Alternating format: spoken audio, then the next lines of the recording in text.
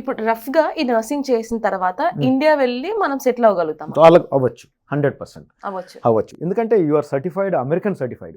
యాక్చువల్గా నాది ఒక కళ ఏమంటే which I'm working, I want to అందరినీ, ఇండియాలో ఉండే అందరి టెక్నీషియన్స్ని అమెరికన్ సర్టిఫికేషన్ చేయించాలి అని కొన్ని హాస్పిటల్స్తో హైదరాబాద్లో కానీ కొన్ని చెన్నైలో కానీ మాట్లాడుతూ ఉన్నాను. అలాగే గవర్నమెంట్తో కూడా యాక్చువల్గా నెక్స్ట్ మంత్ వచ్చి గవర్నమెంట్తో మాట్లాడి ఈ కెరియర్ ఎడ్యుకేషన్ అనేది ఇండియాలో పెట్టాలనేది నా యొక్క కోరిక. ఇప్పుడు మామూలుగా జనరల్ ఈ నర్సింగ్ కి రఫ్ గా ఎంత కాస్ట్ అవుతుంది అంటారు?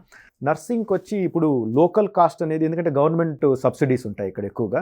ఇంటర్నేషనల్ స్టూడెంట్స్కి అనేది మేము ఇంకా డిసైడ్ చేయలేదు. రఫ్గా అంటే ఒక 8 to 10 lakhs per year ఖర్చు ఉంటుంది. 8 to 10 lakhs. Okay, 8 to 10 lakhs అంటే ఇప్పుడు ఇండియాలో అందరికీ చాలా యాక్సెసిబిలిటీ ఉంది మనీ. నేనేమంటానంటే రెగ్యులర్ అకాడమిక్ డిగ్రీస్ కన్నా కెరియర్ డిగ్రీస్ చాలా ఇంపార్టెంట్. ఎందుకంటే మీకు స్కిల్తో పాటు ఒక డిగ్రీ కూడా వస్తూ ఉంది.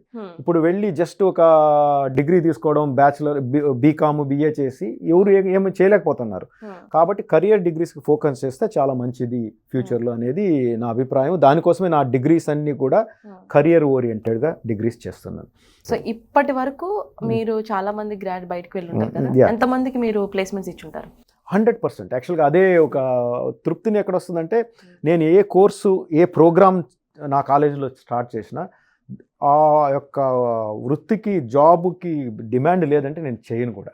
దానికోసమే ఈ ఇయర్ నుంచి టెక్నాలజీ కూడా యాడ్ చేస్తున్నాను, artificial intelligence and cyber security.